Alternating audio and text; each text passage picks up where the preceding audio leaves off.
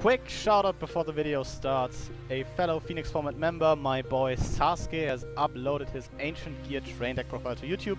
So if you're looking for some additional casual Yu-Gi-Oh content, definitely check his channel out. Hello and welcome everyone, it is me, TheLaval, also known as the Powerful Duelist, back for you with another deck profile. And today we will be taking a look at a Time Thief Phantom Knight variant I've been experimenting with for a while now.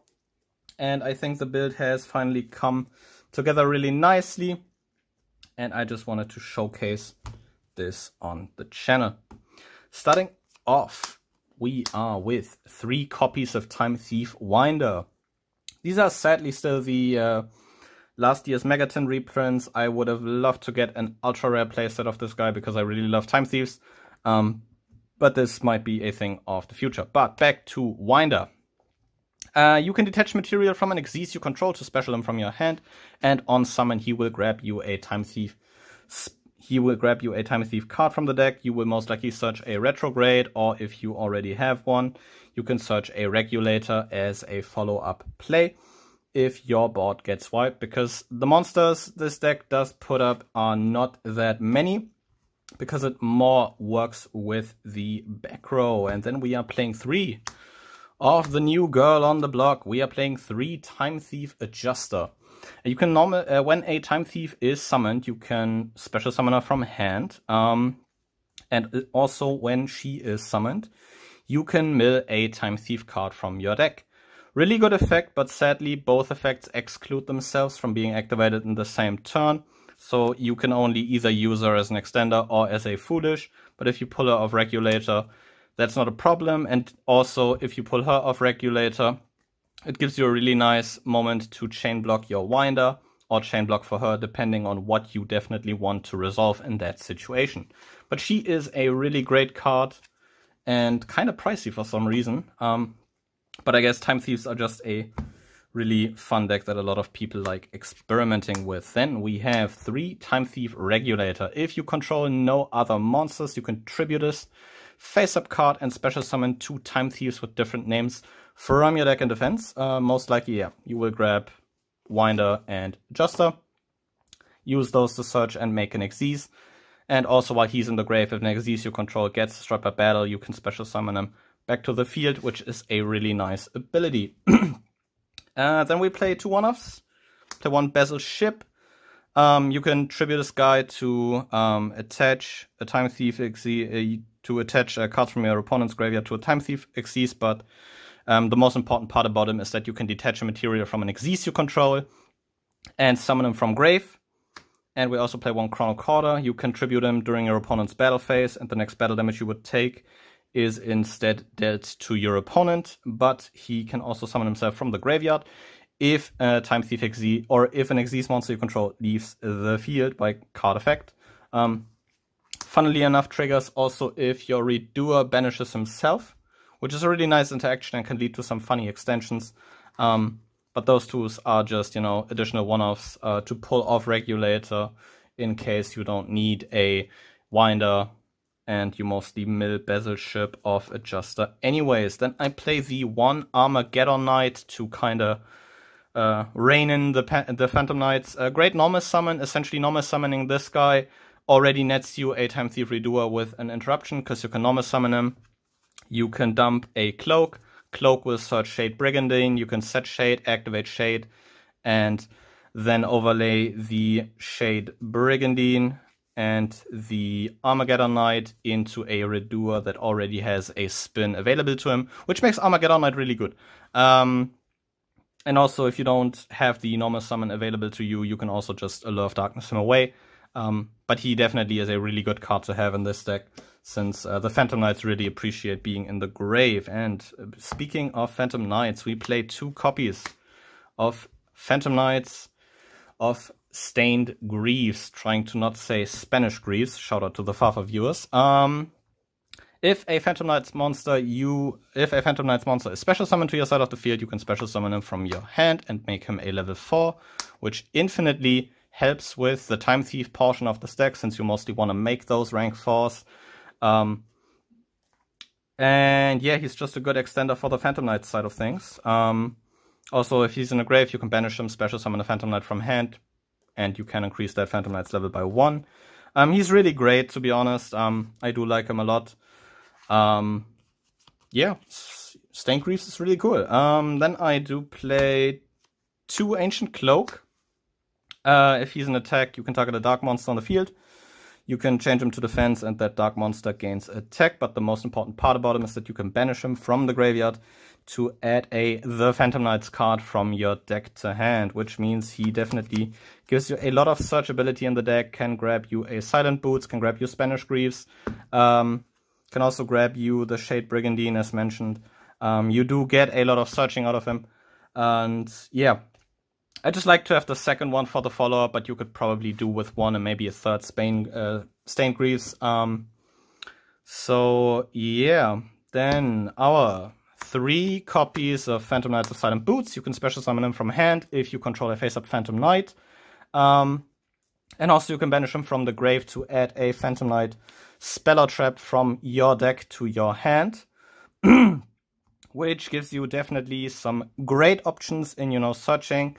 You can, most likely, you're gonna grab the Fog Blade, but you definitely have some flexibility in there, since I think double Fog Blade can be overkill sometimes. But yeah, special summoning Boots just as an added extender to go into further link plays for Bardiche is really nice. And then getting into the very slim spell lineup, starting off with 3 Allure of Darkness, draw 2, and then you have to banish a dark from your hand.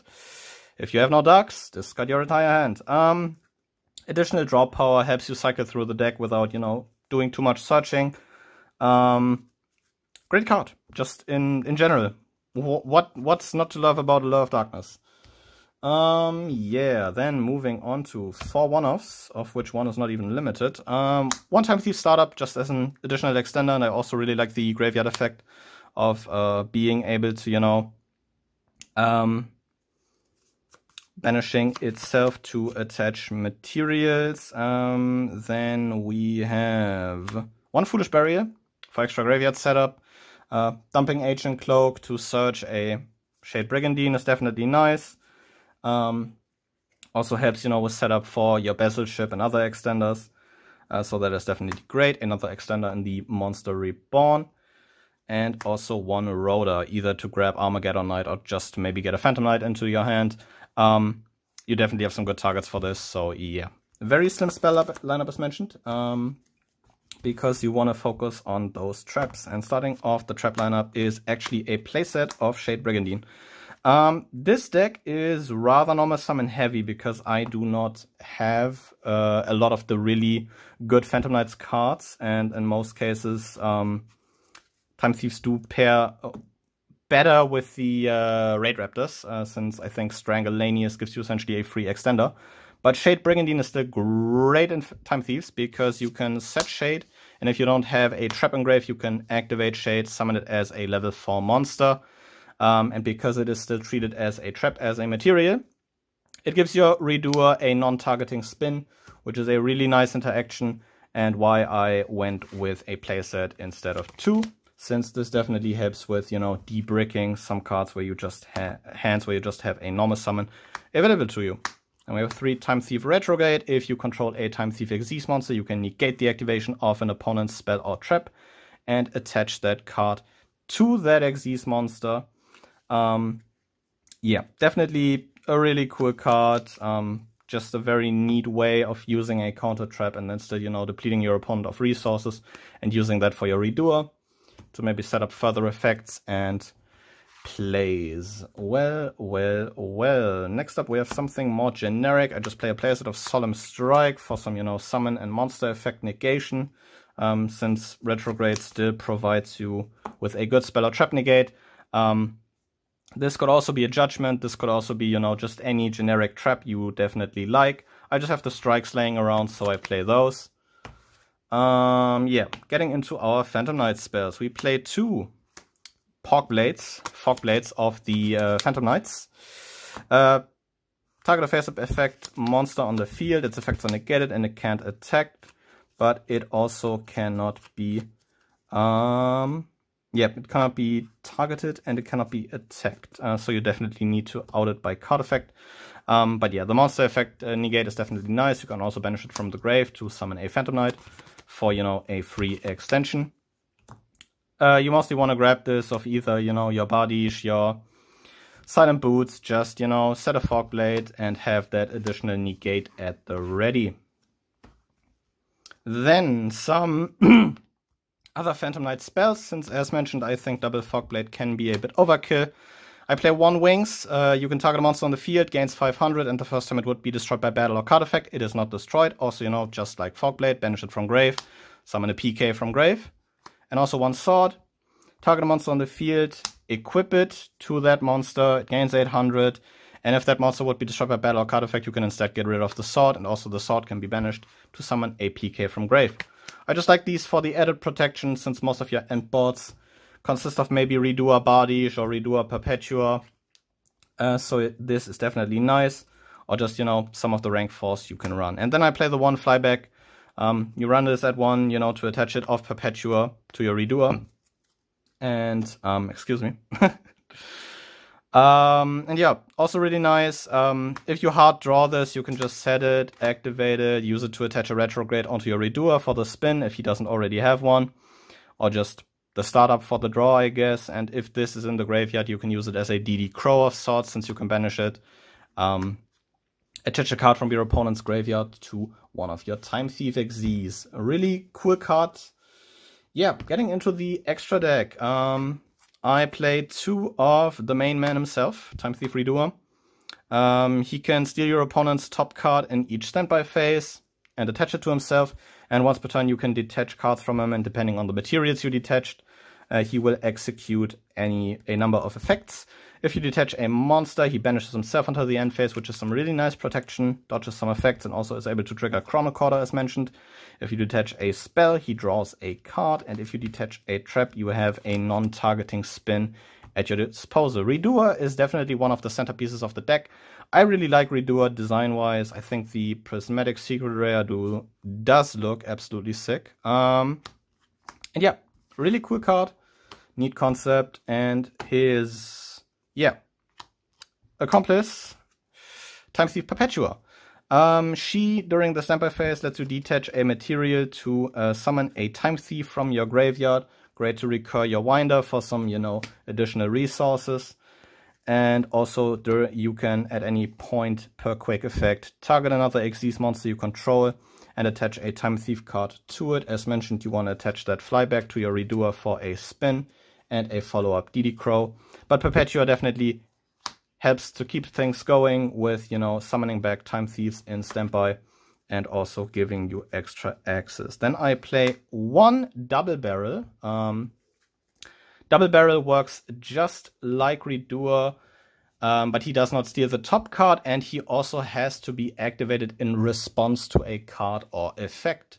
You can, you know, just like Redoer, detach up to 3 different types of materials. If you detach a monster, he gains 400 attack. If you detach a spell, you take control of a face-up monster your opponent controls. And if it's a trap, you negate the effects of a face-up effect monster on the field.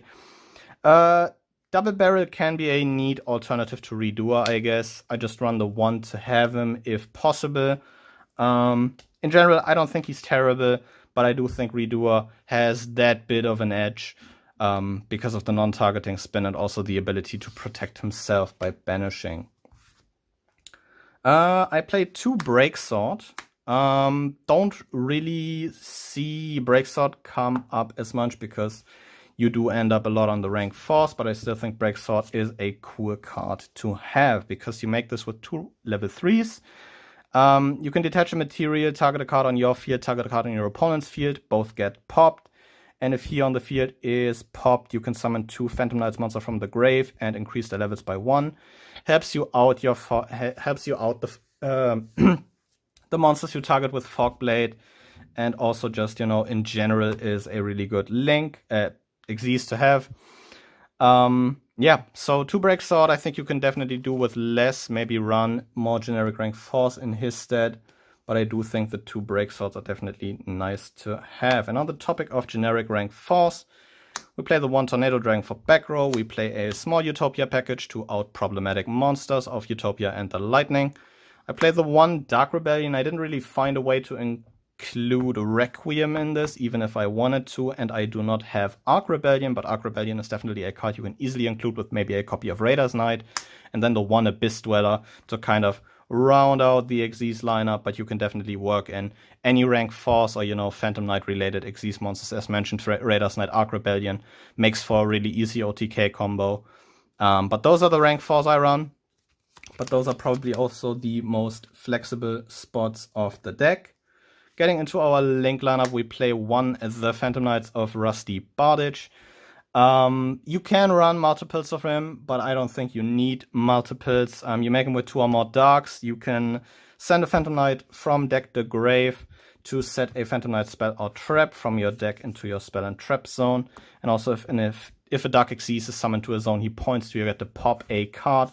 This can lead to some funny interactions with Redoer in the end phase if he returns off his effect, because then you can get an end phase pop. Similar to Charles in Infernobles. But yeah, definitely really good card. Happy to see this return. And definitely something that made me want to build this deck when it came back. Then I play 1 Cherubini, the Ebon, Angel of the Burning Abyss. Make this with 2 level 3s. This is basically just, you know, a way to extend into Badish. If you have 2 Phantom Knights on the field, you make this. Send another Phantom Knight from deck to grave, because this can send a level 3 monster from deck to grave to give itself the attack of that level 3 monster, but you most likely just want to use it to, you know, extend and get another level 3 in grave. Grab another Phantom Knight, use that Phantom Knight, add a Shade Brigandine if you don't already have a trap in grave, or maybe Ancient Cloak into Silent Boots or something like that. Depending on what the situation is. But Cherubini definitely helps to extend into Bardish from time to time. And then capping off the main deck is a copy of Witch Apprentice. Shout out to Sasuke if you're seeing this, because I definitely know you will at some point. Just a generic good link you can throw into most dark-based decks. I think the attribute boost links are very fine. And yeah, if she leaves the field, you can add a dark back from your graveyard to your hand, and also she gives every dark monster on the field 500. Making Redoer 29 is definitely nice and does stack nicely with something like the Phantom Knight's Sword or with the Wings. And with all this out of the way, I think we have covered everything. This is definitely a really fun deck. I've ran into like a couple bricky hands in testing, but that's mostly due to, you know, how many normal summons this runs. But I still think this deck can definitely put up some greatly, some great numbers of interruptions, either in Redoer, either in your Phantom Knight spells or traps, or just in, you know, the generic spells or traps you run alongside the Retrograde.